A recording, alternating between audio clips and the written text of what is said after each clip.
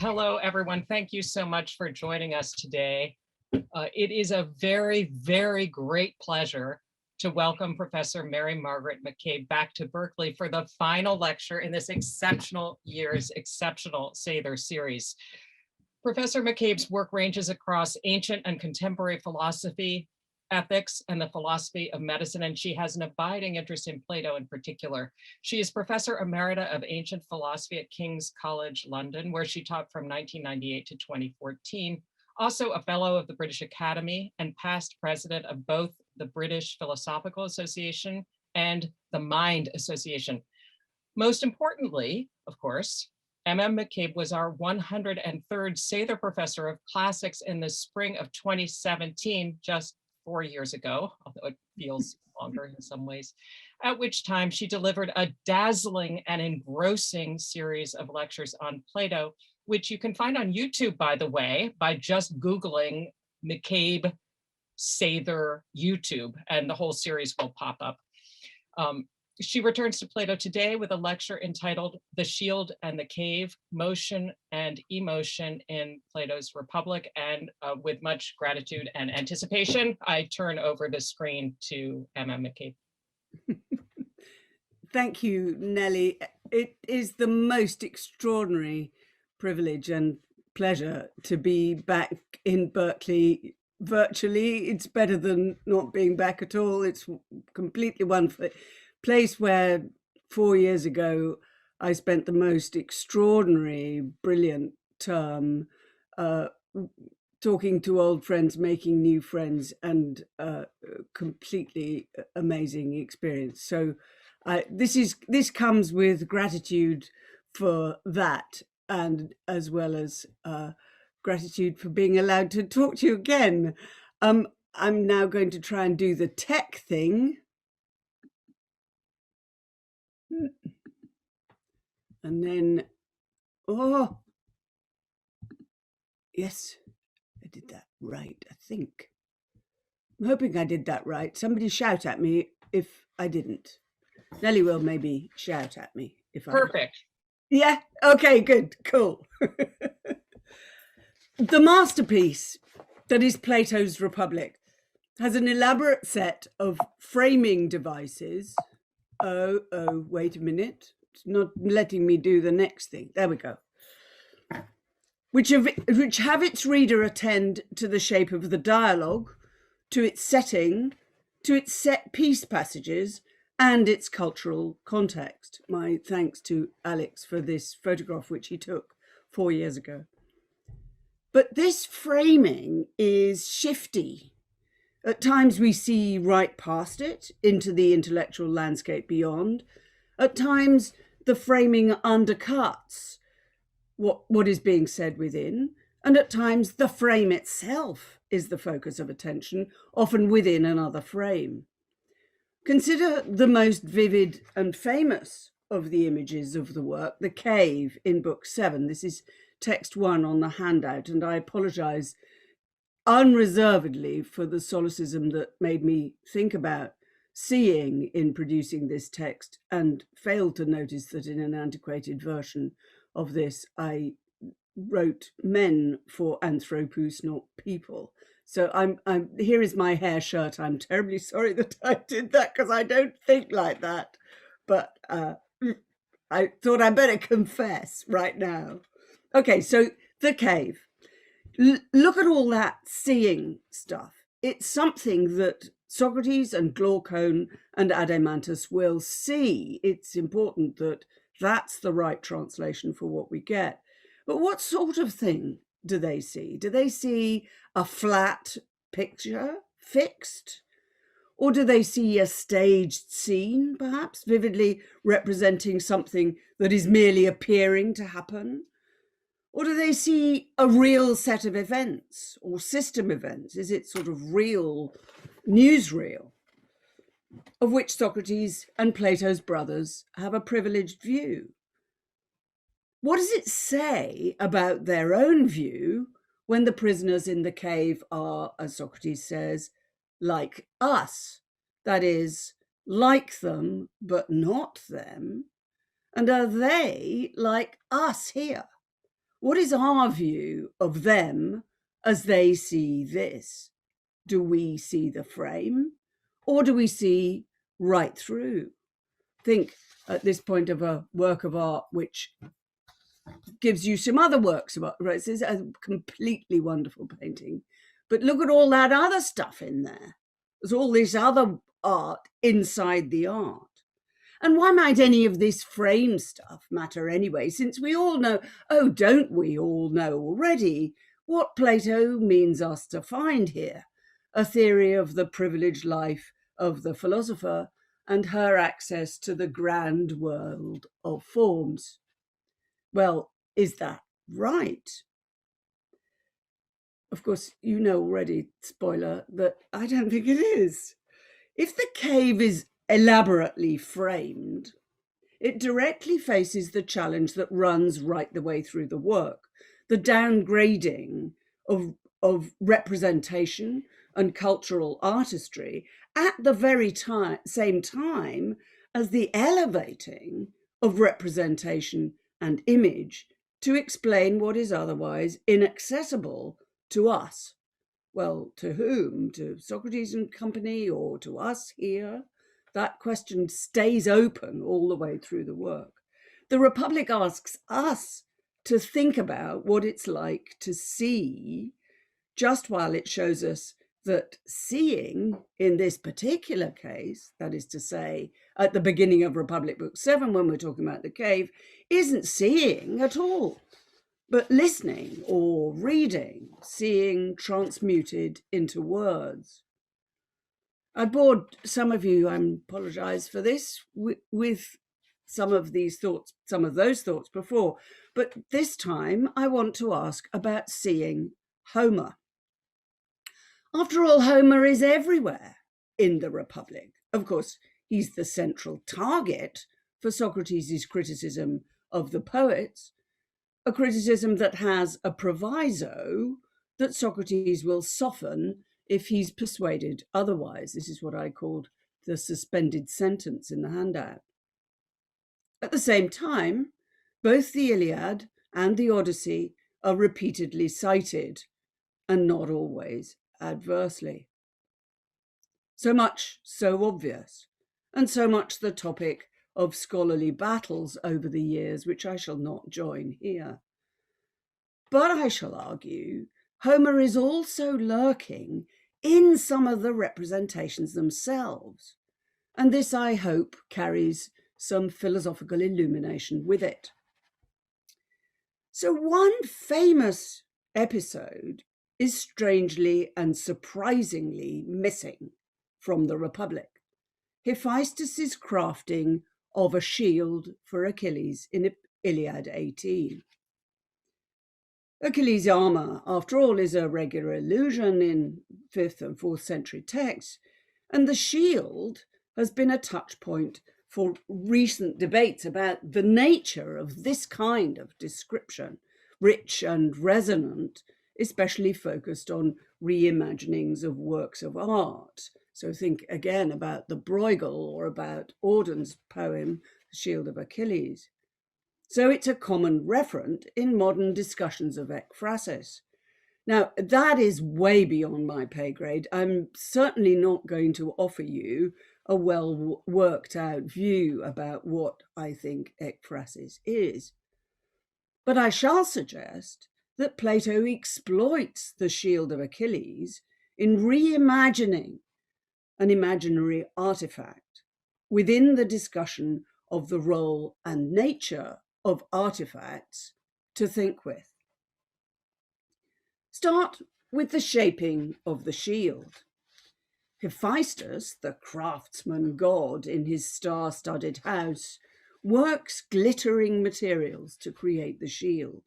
He begins with the cosmos, enclosed by earth, heaven, and sea, and shining with the heavenly bodies described both at the beginning of the account and at the end. This is text 2 and text 3, and I have used Alexander Pope's wonderful translations just because. I put a little bit of Greek in the passages where I wanted to make something of the Greek, but otherwise, for fear of a really completely monster handout, I decided that I wouldn't put Greek in for everything, and you'll have to forgive me. Okay, so this is, again, Pope's version of what the shield looks like, along with his own manuscript.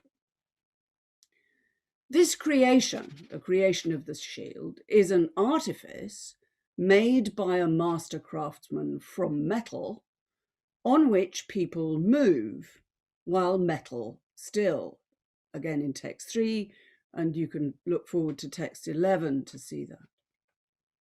And it depicts a world to frame the small quotidian life of people in 2 cities. The first, a city in peace, the second, a city at war. These depictions reflect back the story of the Iliad itself, particularly the city at war. The framed making of the shield, thus, is highly porous, slipping between the objective view of the artifact and the regular business of the war at Troy and back again. So the lives of the people in the 2 cities are seen both vividly from within and from the outside as elements of a work of art. Here is a divine creation within a divinely recreated cosmos. We shouldn't be surprised that such metal creatures, that is to say, the people in the depicted on the shield, could move or talk or feel. They are represented as coming alive, just like this flat image. This is especially for Froma Zeitlin, who gave me the benefit of a wonderful conversation about this painting some years ago. In the Republic, light scintillates in darkness as well. From the daytime promise of torches in Book 1 to the sun in Book 6 and the uncertain firelight of the cave in Book 7. The idiom is cast as enlightenment in education, and as the last of the sciences that Socrates describes for the education of the philosopher, astronomy. Ordinary astronomy is no good, of course, for it takes the eye of the soul downwards, ho-ho. What is needed is real astronomy, where the visible stars and heavens provide a model for the reality of celestial symmetry. This is text 5. Now, text 5, I think, is striking. It's striking especially in its evocation of the making of Achilles' shield. It uses the language of fine working and craftsmanship. It speaks of creation and also of the ways in which even superb artifacts cannot present the truth, no matter how brilliantly executed they may be. Even so, the cities of the shield are images of what happens in the Iliad, but images only, executed in metal. The language of Homer's allusion to Daedalus picks up his own marked terminology in the shield of artifice things, so his regular use of the word Daedala. And Socrates follows this through directly. The echoes of the shield, that is to say, the verbal echoes, the focus on the complexity of the heavens, the detailed idea of looking at an artifact made by a master craftsman, and the allusion once again to Daedalus, allow us, I suggest, to contextualize Plato's talk here, that is to say, in text 5, that talk about cosmic demiurges, to think of that. We think about, oh, he's talking about a demiurge, he's bound to be talking about something terribly grand and important. But actually, I think it's not a piece of high-flying Platonism, but rather an echo of Achilles' shield. Socrates' educational program here recalls the deep-rooted language of the shield and prompts us to wonder how it may already have been in play in the earlier stages of Socrates' account. In the Republic, as on the shield, cities are created. Cities in words here, not in metal, but containing creatures of metal, just like the cities of the shield. And worlds too, as the complex mathematics of the construction of the world described in Light in Book 10 echoes the layers and folds of Hephaestus' construction of the world around the edge of the shield. And notice just, if once we have the shield in mind, just how rich the echo of text 5 is at the close of Book 9 in text 6. And in the closing pages of the Republic, the general Homeric context, the stuff of Hephaestus' second city, is recalled firmly by the list of Homeric heroes choosing their next life. These Platonic creations too are framed by the stance of the creator, himself a part of the fictional apparatus of the work, whether he's Socrates or a cosmic demiurge, and we view it from outside the fiction of the Republic, seeing the fiction created in the Republic of the city in words as it comes alive. Now the shield again, I don't have it in detail, I'm sorry, but you can see things going on in the inner circle. Hephaestus makes two cities. The first is a city at peace, a cheery sort of place in the beginning, full of parties and torchlit weddings and beautiful people, but followed by a bitter public lawsuit. The second is a city at war, as I've said, just such a war as is described in the Iliad as a whole. Socrates, too, makes two cities. The idealized city of Callipolis, whose development in Book 5 follows the shield sequence, first weddings, then lawsuits, then wars. And in the cave, another non-ideal city, the image of Athens, a city full of people like us, from which Callipolis may emerge. We look at them from the outside, think again about reading about the cave, as they are frozen in words. But within the words, they move and they talk and they feel. Socrates' creations are porous in exactly the same way as the shield. In the Iliad, the metal cities echo the unframed accounts in the story proper of battles and cities and lives. In the Republic, the same effect is achieved by what I have called the wandering we. I've given you a sort of quick go at that in the handout. The creators of the cities in words, the characters of the dialogue, what I call the conversational we, present themselves now on the outside of the cities and now within, as if they are themselves citizens of Callipolis. This is the Callipolis we. At times, this wandering fades from our attention. At other times, it's brought to the fore, notably at the points which especially echo the shield, marriage and pleasure in the city, and war, both of those in Book 5.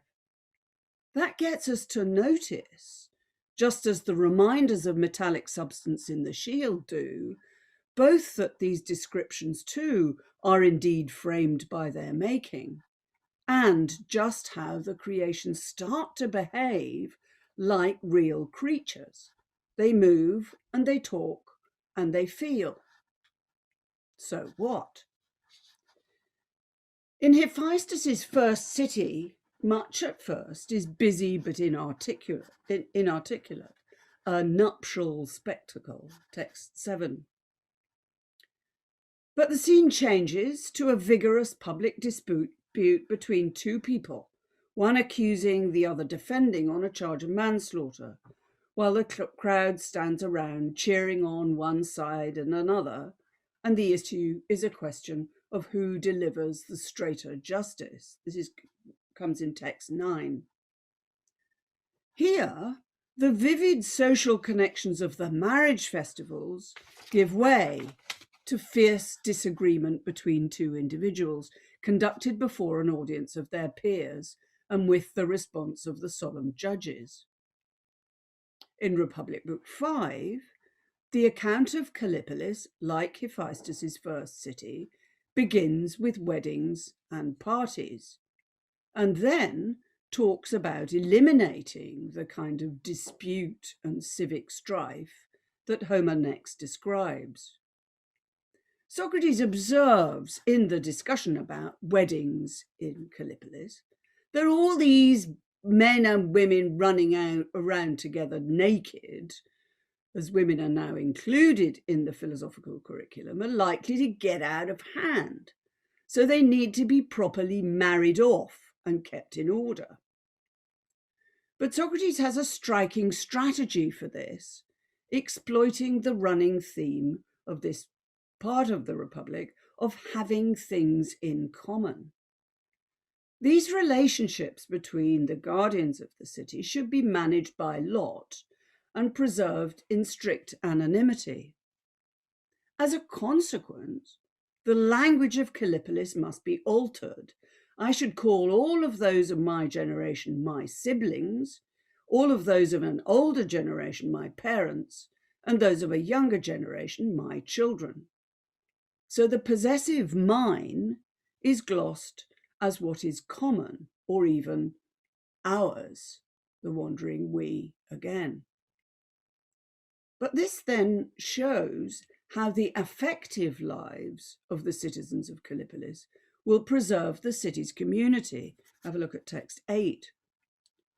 For Socrates argues one of the things that causes discord is disparity of pleasure and pain. When I'm in pain and you're not, we are necessarily separated by the way the experience of pain is mine and not yours. Or, in cases of Schadenfreude, yours, not mine. But if the city is unified enough, if mine is properly understood, Socrates proposes, that if one part is hurt, the whole will feel pained. Thinking about what is common then is apropos. Now, what Socrates' argument offers us here is not something banal like sympathy. Oh gosh, I feel for you. But rather on recasting the idea of suffering together, as he puts it.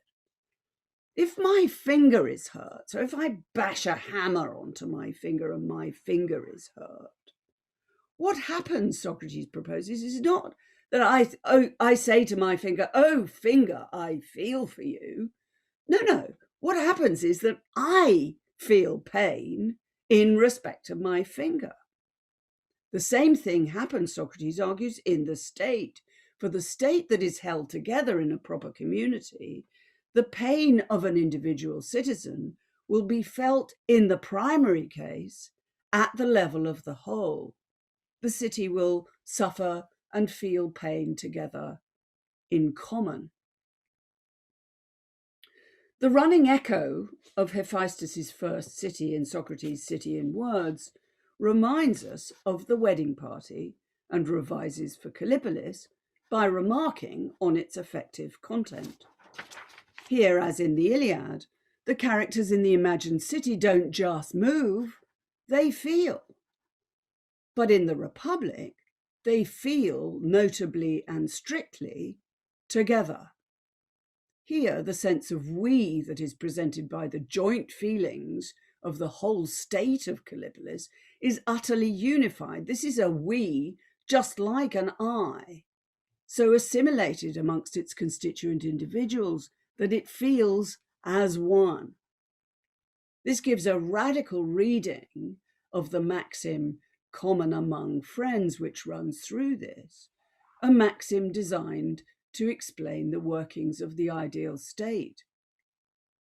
It contrasts, however, with the second phase of Hephaestus' first city, where the metal citizens get litigious and disagree, text 9 again. At this point in the Shield, the focus is on difference. especially on the different characters who speak, the two litigants, the judges giving verdicts in turn, and the shouting crowd around held back by the heralds. But the speaking is loaded with tone. The language of 3 or 4 short lines gives an immediate sense of the emotional stance of the litigants, in contrast with the calm judges seated in judgment and amid all the fuss around them. If the weddings in Callipolis are about pleasure felt together, and the weddings in Hephaestus's shield are like this litigation is about the reactive emotions between the parties, one denying that there is a penalty to pay, and the other fiercely insisting, in each case with the animus directed at the other. Lawsuits follow weddings in the Republic too. But in Callipolis, the sense of commonality, the sense that mine is common to us all, will preclude squabbles over property or over family. Text 10. How the citizens of Callipolis feel towards each other will determine their behaviour. Commonality among those of the same age, respect towards those older, the desire to instruct towards those younger. Indeed, civic order will be maintained by the universal emotions of shame and fear. Fear of the concerted disapproval and punishment among those of the same age, and shame at bad behaviour towards those who are older. These civic emotions are especially focused on the expectations of others, so on what is common among friends, the maxim from the start of Book 5. As the city of the shield comes alive, it moves and it talks and it feels. Plato shows us Callipolis moving and talking and feeling too, but in ways that are marked by the differences from what happens in Hephaestus' first city. Central to the contrast between the shield and Callipolis here is the way that common among friends plays out in Callipolis. For when this maxim is in play, it is the source of the greatest of goods for a city. In the strangeness of extreme commonality, the nature of action, of talk, including how the citizens of Callipolis call each other mine, and of feeling or emotion is rendered strange too. This sharp contrast with the echo of the shield persists when we reach the philosopher rulers in the cave. Just hold that thought for a minute. Hephaestus' second city is quite different from the first. It begins with a siege, text 11. The besiegers are in disagreement about how to proceed. The besieged are resisting and they set an ambush. So as their wives and children watch from the walls. Let me tell a story about this picture. So this picture comes from the most wonderful, tiny stories from the Iliad, which was the first book I ever owned because my mother was a pushy classicist. And the pictures are by Heath Robinson, who normally did mad cartoons. And this is Helen sitting on the walls of Troy. That's just for the sake of it. Okay, so here's Helen, the wives and children in the second city of the shield watch from the walls, and the besieged people, led by Ares and Athena, set out to trap their opponents. There follows confusion, the slaughtering of animals and humans, fighting by a river, just like the Scamander, beset by strife and tumult.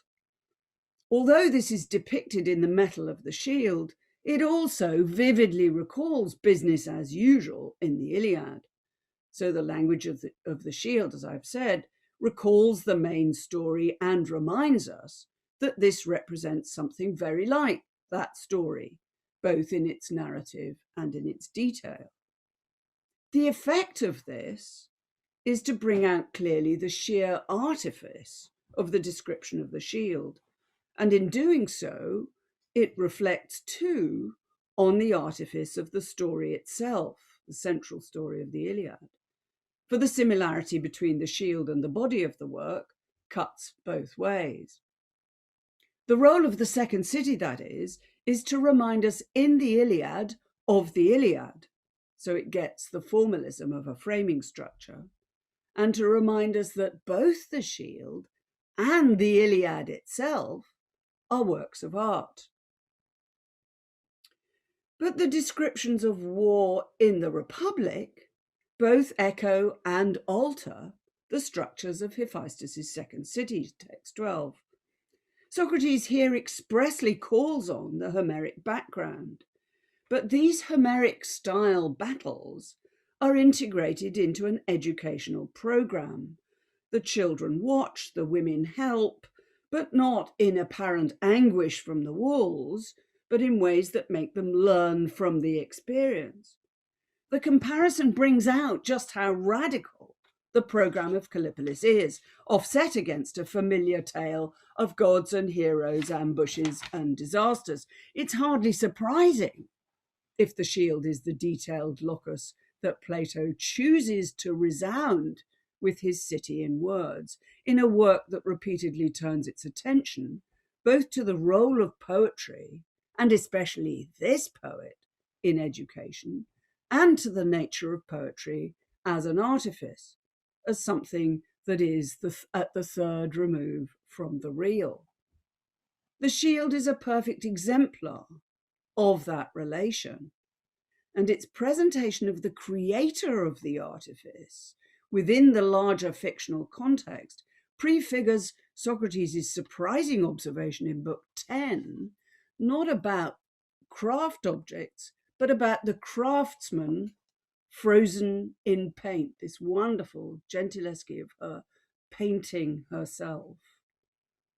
The craftsman here is not the object of her craft, but the subject, even while the depiction is itself the object of her craft. Same point is made in Republic Book 10. Of course, the Republic already has a running theme about the Iliad in an educational program and in the representation of artificial figures, a recurring discussion about the role of Homer and a regular refrain of quotation, as I've said, from both the Iliad and the Odyssey. But there is no direct reference to the shield, which might surprise us, it seems to me, in the context of how well it may illustrate Socrates' final metaphysical point in Book 10. That may well be, of course, because the shield is rendered useless for Socrates' purposes for exactly these metaphysical reasons. But it might also be that the shield is so common an icon that its resonance in the Republic is unsurprising. For comparison with the Homeric episode brings into clear relief the ways in which the Republic itself uses the representation of constructed artifacts, stories, cities, caves, and their contents to make its central points. And one of those central points is reflexive about just how we can use these artifacts to think with, when artifacts is what we recognize them to be. If the story of Hephaestus' creation is a classic ekphrastic device, Plato's use of it, both by allusion and by comparison with his own representations, does more. For it frames the description of Callipolis within a comparison to the shield, and then gets us to see in a second framing that this is what's happening. The effect of this is to focus our attention not only on the content of Socrates' words, but on his creative role in the text that presents them. And this is the wandering we in action. For this framing works to get us to see too just where we stand outside. Here is a classic phrase. If you can see, his hand is poking out of the frame he's painted. It's not very easy to see it, but down where his hand is pointing is a palette and some brushes, because this is Murillo about to paint himself. Grant then that we are expected to hear the resonance, or if you must, that the contrast is just striking between the shield and the cave from an objective point of view. Either way, the comparison between the shield and the running agenda of the Republic serves to bring out some of the very strange features of the central books of the Republic. The account of social constructions in Callipolis in Book 5, as I observed, follows the same order as the shield: first weddings, then lawsuits, then war. But the internal arrangements of Callipolis are explained in a careful context, in the three-wave riptide. That's a riptide. I discovered what a riptide was when I was thinking about three waves, and it kind of sucks you out. It's a complete nightmare. This flood is set up as an account of the maxim common among friends at the beginning of Book 5. And yet any expectation that the whole sequence of the three waves, which I've put the references to on the handout, any expectation that it all hangs together is shaken as Socrates proceeds. For the questions of the first two waves, which are deplorably, I regret to say, articulated as having women and children in common, those expectations seem largely to vanish. When we get to the third wave, how can philosophers rule and why should they? For the maxim common among friends that marks the first two waves fits ill with the third if we take that, especially in the story of the cave and the release of the prisoners, as an account of a solitary escape. We go back to my introductory words. This is how the cave is usually read. An austere life of the lonely mind, constrained only by a factitious obligation in Callipolis to come back down into the darkness and help the rest. I once asked some of you, why are there so many people in Plato's dialogues? Well, on this view, not in the cave. The cave looks much more like that. But this view of the cave as a solitary escape misses a central feature of its epistemology. Uneasiness might begin with the continued theme of what is common in the third wave as well, both during the cave and recapitulated at the beginning of Book 8, after the three-wave sequence is over. And this theme runs through to how the cave marks a contrast with Hephaestus' first city. This is my central point, I think. Like the shield, the cave is a picture in words and is used to illustrate, in words, the city in words that is Callipolis. But it does so, as I've said, by talking about how we see. The cave is seen by the characters of the dialogue together, and the visual talk brings the frame into focus for us out here on the outside. That in turn reinforces how thinking about what is common across all three waves affects how we understand the nature of intellectual progress, especially if the comparison between Hephaestus' creation of cities in metal and Socrates' creation of cities in words is just what a contemporary audience would pick up in a text that urges us all the way through to think of Homer and to worry about his tales. So think again about a question I asked earlier. When Socrates and Glaucon and Adeimantus see the cave, what sort of thing do they see? Is it a still representation whose movement and speech derives from the rich description? Or is it an animation or a drama in which speech and motion are already present? The echo of the shield suggests the former, supported, I think, by the elaborate way that movement and speech come to be attributed to the prisoners. This is, I think, text. I got the text numbers because I missed Daniel and Hamish and David, who enabled me to get this right 4 years ago.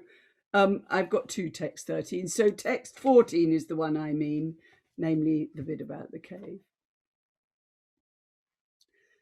The prisoner's linguistic and acoustic world is elaborately derived from a combination of plastic figures and sounds factitiously attributed to the figures. Here, as in Homer, there is a fixed artifact, determinately created as a representation, coming to life just by virtue of how it's described by the author in whose work the representation is imagined to be presented, and framed thus by the reader's heightened sense of her own viewpoint on the scene. This helps, I propose, with the maxim common among friends. The story of the cave makes a fuss about how the prisoners move, about how they hear, and how they speak. To begin with, they're surprisingly still because they're chained neck and foot, with sight only of the shadows on the wall before them.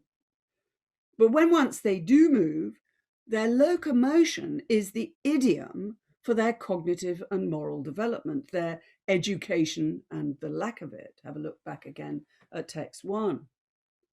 Especially here, once they're released and able to move, they develop in intellectual virtue. Their progress up and out of the cave is characterized by its metaphysical content as they access objects which are more and more self-standing, less and less derivative from something else, and capable of being understood in themselves.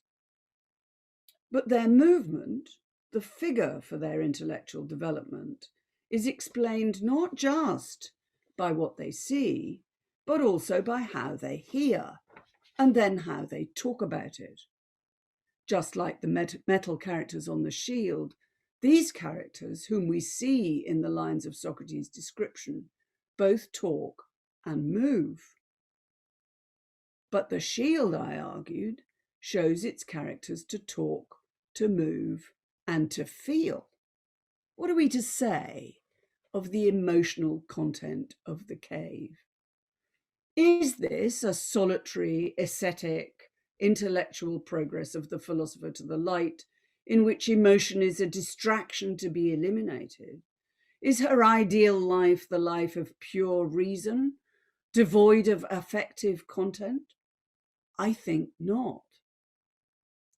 First of all, the cave looks much more like this, full of people. When the prisoner is released, she isn't alone. Not only does someone else release her, but she's engaged in a question and answer process that has her wishing to return to her enchained existence with the others. When she emerges and then returns, because we ask just things of just people, she is met first with ridicule and then with sufficient anger and hatred that she's vulnerable to prosecution and execution. That's not simply a matter of ridicule, not of her making a fool of herself. Her problem is not that she lacks self-knowledge, as the Philebus might suggest about her being ridiculous, nor that she's ashamed by her circumstances. The problem is that she contradicts the account of reality offered by her erstwhile companions. The anger they feel is caused by an intellectual dispute, the dispute between the world is thus and so versus not the world is thus and so. So there's an intellectual dispute, but that dispute is directed at the person of the contradictor. What causes the trouble here, then, is not simply a conflict of statements, nor even a conflict of beliefs, but rather the holders of one belief feel this animus towards their disputant just because of that very contradiction. Conversely, the enlightened few feel pity towards their erstwhile companions just by virtue of their epistemic state too. That kind of attitude to dispute, this personalizing of contradiction, has been familiar from Book 1. So recall, for example, Thrasymachus's attack on the person of his opponent, for example, at 340, by virtue of the content of his beliefs. Thrasymachus is completely gratuitously and unreasonably rude to Socrates because Socrates thinks that Thrasymachus is wrong.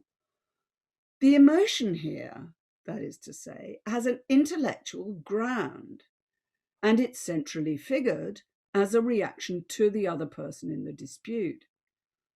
The same features of dispute are described at the beginning of the third wave, in the beginning of Book 5, where the lovers of sights and sounds, the philotheamenes, get just a little bit miffed at the person who disputes the content of their world. The lovers of sights and sound, indeed, prefigure the prisoners in the cave, who, as the setup laboriously insists, only have sights and sounds in their purview.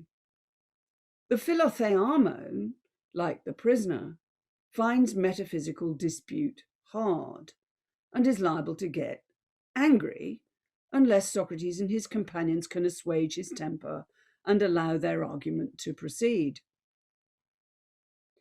In both Hephaestus' first city and Socrates' city in words, disputes come second in the order of development.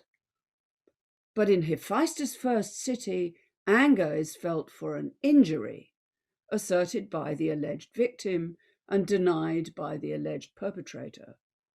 The emotion is expressed in the dispute, but is felt against the person either for the act or for the false accusation. And this kind of anger is peculiarly reactive. The gravamen of the case is the injury, but the emotion is articulated between the agents. It contains in its description both the disputed actions and the injuries, but it relies on an existing complex relation between the parties. The emotion, that is, recognizes the existing commitments, expectations, and failures that reside in what commonality requires, for it is set in the arena of justice. In Callipolis, there will be no such disputes. But the cave is not, or it's not yet, Callipolis. Instead, it's a different city altogether, a city very like ordinary Athens, or even the ordinary city depicted by Hephaestus. So here there are disputes, but disputes that are different in kind from the lawsuit on the shield. For here the disagreement is intellectual, about the structure of the world and about what counts as real.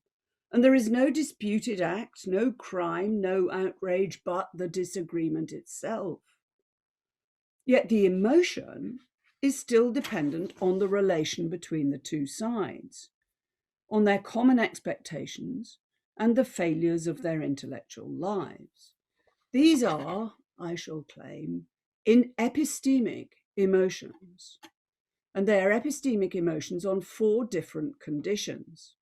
They're epistemic, not ethical, because the disagreement itself is the gravamen, even if the consequence of the disagreement turns on the goodness of knowledge. It's useful to know these things about the world. But they are emotions, nonetheless, of the peculiarly reactive kind that rely on the expectations of an existing intellectual rather than practical relation between the proponents. I'll give you a quotation from Strawson talking about resentment in the most wonderful article, Freedom and Resentment. So those are the first 2 conditions. The third condition of an epistemic emotion is that they differ. Third condition of this kind of epistemic emotion is that they differ from other obvious kinds of epistemic emotions, such as curiosity, because these epistemic emotions are crucially reactive. So a lot of the work that's been done recently on epistemic emotion is based on thinking about curiosity and all sorts of stuff like that. These are peculiar. They are emotions because they might be current feelings, but they're related to dispositional, the dispositional and character traits of connected kinds, and then to virtues and vices as well. And that's hardly surprising, for we are talking here about education in virtue. And education in virtue may well proceed from occurrent emotions through to dispositions and then to virtues and vices properly so called. This account of the emotion felt by Thrasymachus, or the Philotheamon, or the still-bound prisoner who resents being contradicted, may have some verisimilitude. But how does that bear on the released prisoner who returns? Why would she have anything other than detached intellectual reasons for her dispute with her erstwhile colleague? Why even does she care? She will return, at least when the return takes place in Callipolis, because to do so will be just. And in Callipolis we ask just things of just people. This doesn't seem to have anything to do with how she feels, but rather, as many have suggested, to appeal to some more remote rights and duties to which her education has committed her, to rights and duties, it should be said, which may slip loose more than somewhat from the central account of justice in Book 4. So perhaps the philosopher who returns has lost any of the lower impulses altogether and embraces an ideal of pure reason, which in turn, somehow or other, subjects her to justice. So think about this person. I just think it's a lovely picture. He doesn't seem to be bothered too much by any kind of emotion. And anyway, why should we think that philosophy has anything to do with emotion? There are some histories of philosophy that suppose that it's absolutely not allowed. Plato's philosopher is characterized often in terms of her capability in dialectic. This, although commonly taken to be a term of art for some specific philosophical method, keeps alive, very alive, in the Republic, its idiom of conversation. Dialectic at root is a relation between people, or derivatively between analogous parts of the soul.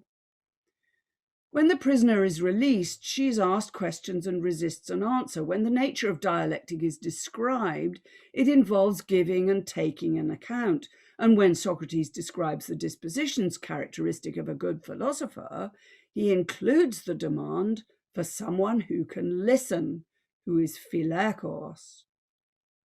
All of these features of dialectic and the process of education involve relations between people. And so it should. We are still in the third wave, and the riptide maxim, common among friends. Then think about what demands the asking just things of just people would make. Perhaps this is not a tendentious appeal to political principle, but rather to the relations and commitments the returning prisoner may feel towards her erstwhile colleagues, her friends. Where they feel anger at her for trying to disillusion them, their feeling is an epistemic emotion, whose grounds are epistemic, its mode reactive, and its temporality a current. When she feels that she should disillusion them and points out that they would be better off with understanding than with ignorance, this too is epistemic, but it is reactive as well, dependent on a commitment she already has to them. They are her friends, and producing a particular kind of feeling towards them in the face of their resentment. They are, after all, citizens of the state that will, by these processes, become Callipolis. One might seek to explain this in terms of accountability. Calling to account and being subject to it, as grimly we perhaps now understand, is not emotionally neutral. I've spent the last few years in a state of utter rage. Suppose I ask for an account from you in the best of circumstances. Your response might be to meet my request and comply, and we should both be satisfied.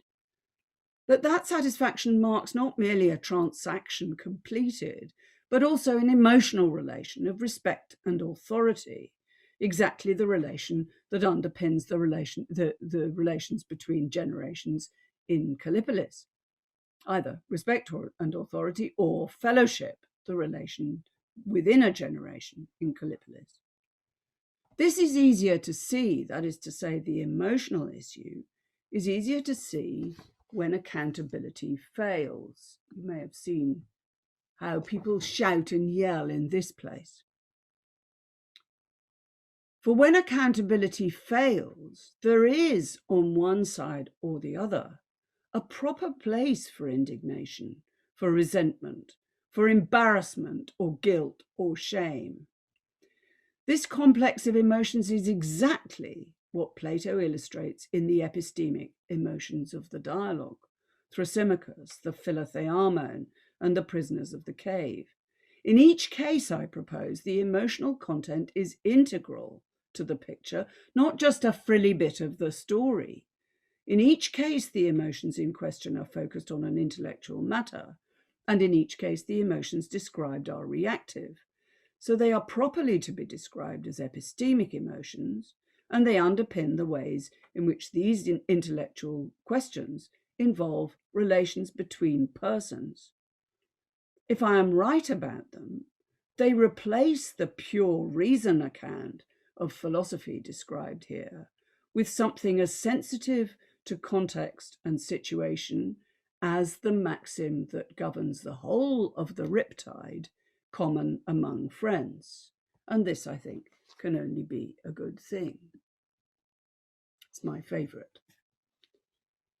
In both the shield and the cave, a static and speechless artifact, the shield created as we listen, the cave to look at as a work of art, moves, speaks, and, I have emphasized, feels. This literary device itself, whether we call it ekphrasis or not, calls attention to how it brings its characters alive. But Plato uses this technique to make a very particular and self-conscious point about the connections between moving, speaking, and feeling, and one which has striking philosophical consequences. For the image of the cave, as Socrates touts it from the start, is an account of education and its lack. When the prisoner moves, she changes and develops. And this takes place through language, through speech. But when she speaks, she also feels, and her feelings are peculiarly reactive. So the complex context shows how this movement, this education, this speech is conceived all along in a social context as a relation between people modeled on the conversational mode of dialectic. And that social context, what I have insisted to fit, that which I have insisted fits, the running maxim of common among friends, is located in a complex of reactive emotional relations and responses, after all, to speech.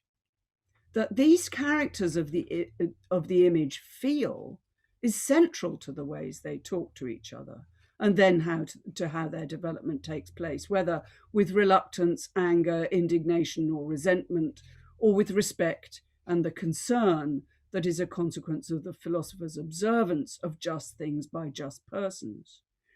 For the emotional response drives the development. The emotional reactions explain what happens at each stage. Motion and emotion are inseparable in the dialectical program. This view of the released prisoner in the cave doesn't fit well with the idea that she's a solitary thinker, nor that she has a detached intellectual interest in all of this activity. Indeed, we shouldn't be surprised that the cave is busy and social. The dialogues, after all, both in their framing and in what is framed, are full of people. For after all, the maxim common among friends drives the entire discussion of the three waves. And what is more, it picks up the complex framing of the dialogue, as the dramatis personae exemplify some of the epistemic attitudes that are described in the images. The difference between the shield and the cave is a shock. that it's a dispute about metaphysics, not about blood guilt, doubled by the elaborate use of ekphrasis or whatever in a dialogue apparently hostile both to the background and to the metaphysics of representation. But then the emotional impact, I think, reaches out beyond the dialogue. That shock is felt at the level of the frame, challenging the reader, us out here, not the characters of the dialogue. For us out here, perhaps, we come to see something about the nature and the intensity of epistemic development and about the emotional norms and attitudes that may affect it, for good or ill. That is hardly detached from how we too move and talk and feel. Thank you.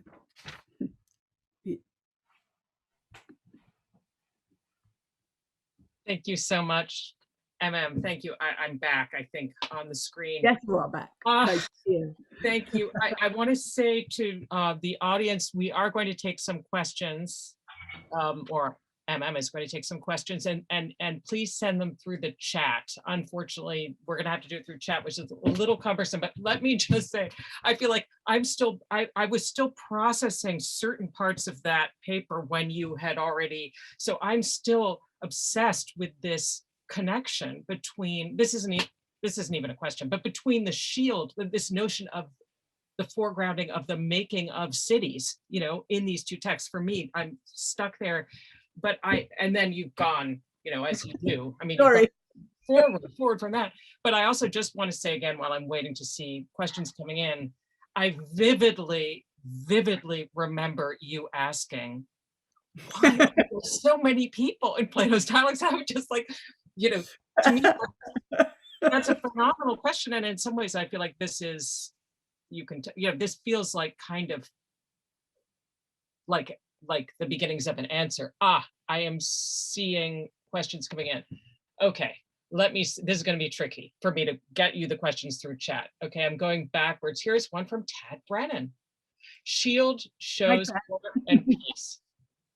I had never heard anyone point out how this foreshadows Socrates' request at 399 AB that we preserve the two musical modes, the one representing war, the other peaceful dealings. Oh, so not quite a question, but a comment for you. Well, that sort of is it. That's, yes, of course, Tad. I hadn't thought of that. Brilliant. Yes.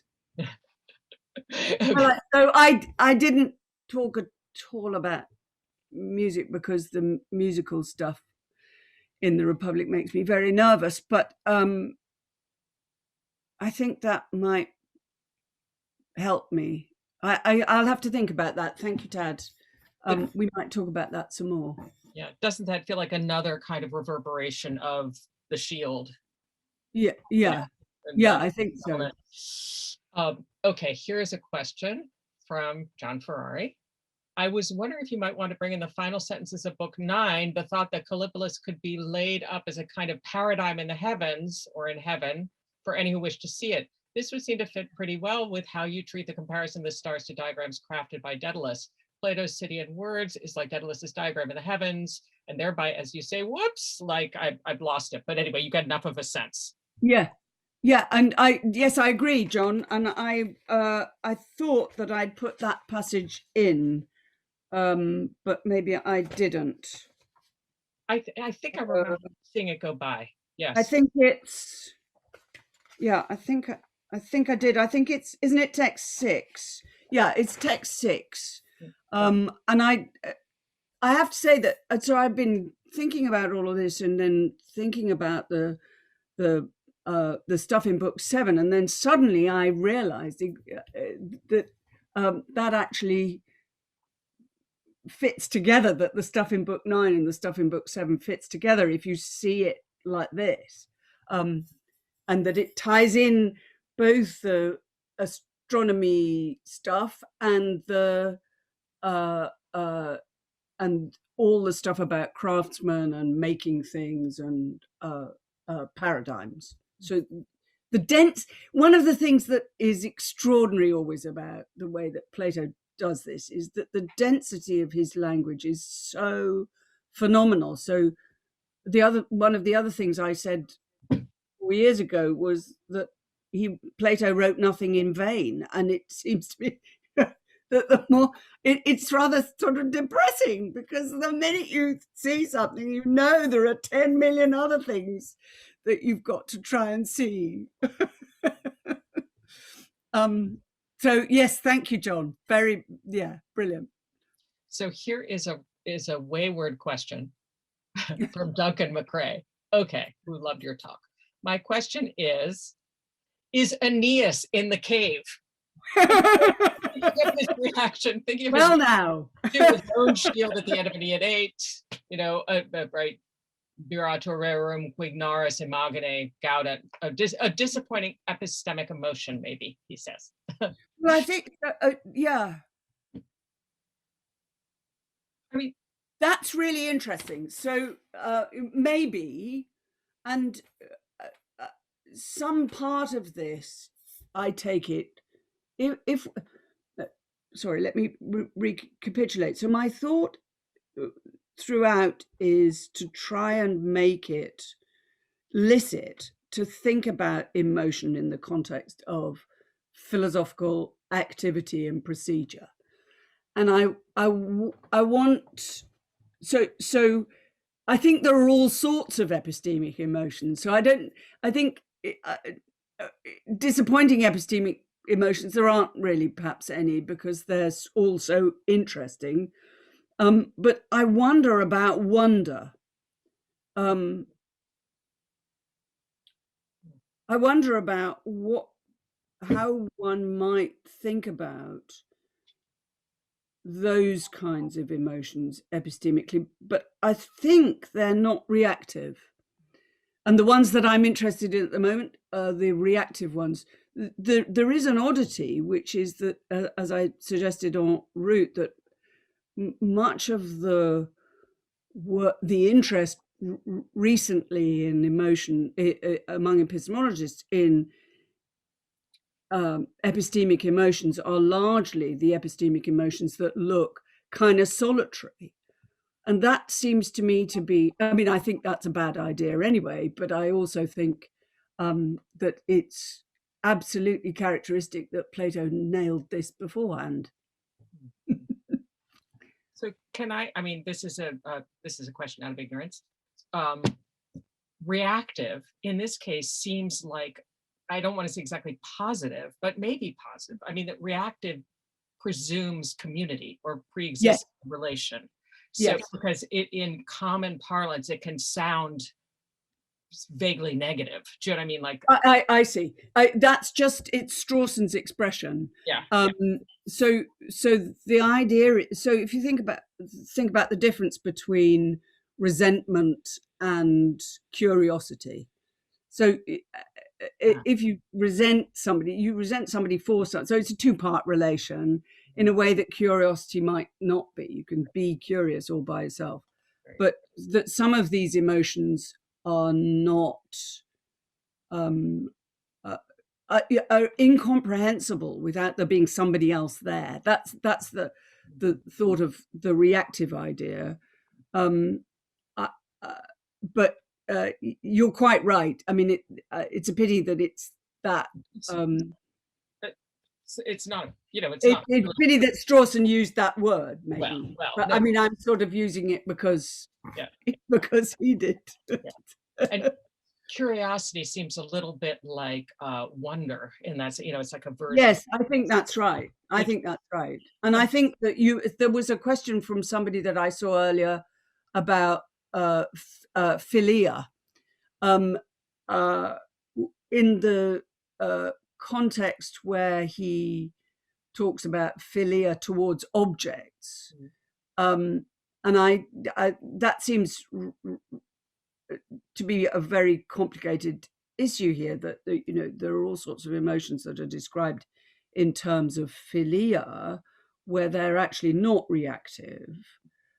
But in this context, it seems to me that the philia relation is central because of the way he's doing this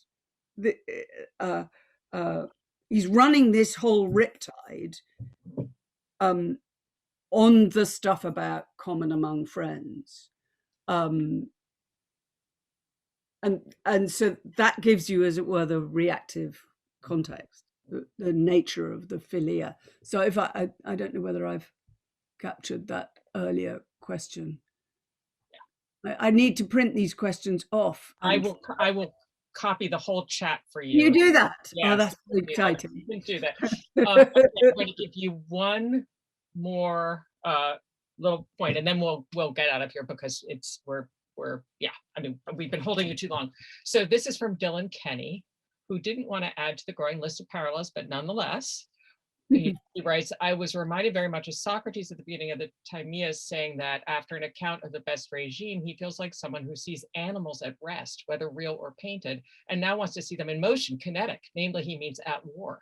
This makes me wonder about the motions in common that do not involve contest, conflict, etc. Do we get such kinds of common peaceful motion modeled in the Republic? Well, I take it that the discussion of that strange discussion of pleasure in the wedding stuff in book 5 will do that. But I also think so I think maybe I haven't been clear enough because about what I think dialectic is. I think it's true that dialectic sometimes looks like a competition, and that's how it became thought of in some contexts. But these are conversations between friends. These are those fabulous moments when you stand on a staircase and talk to one of your chums about something that really matters. And that's the commonality. So it's not a competition. Right. So the stuff, I mean, it's true that there are some kinds of accountability where there are epistemic emotions involved in accountability, where there is a conflict because it's frustrated, because the accounting is not being done. As I said, I've been in a rage for years, especially the last year, things that were not done. So I think that, yes, I think that the motions in common will include all sorts of things like the pleasure in the weddings, and will also include the ordinary kinds of conversations that we have with friends. I mean, after all, the kind of conversation that you could have at Cephalus' house with his friends, Socrates could have with his friends there. I think it's pervasive, I think, is my thought. Can I just say that I think if there was something you feel you didn't explain sufficiently, it's because there was a lot. Sorry. That's okay. But I mean, there was a lot happening in the course of the day, it seems to me. So, rather complicated. I'm so sorry. But I mean, I feel like I've had a very delicious, sustaining, and rich meal, and I'm not going to eat again for a number of hours. Let me just say. Okay. So thank you. Thank you so much, Emma. Thank you to the unseen audience out there. And thank you all for coming. Very kind of you to come. Yes, and thank you for wrapping up our Say series with a just brilliant, amazing lecture. So thank you. Thank you very much. Okay. Bye. Bye-bye. Bye.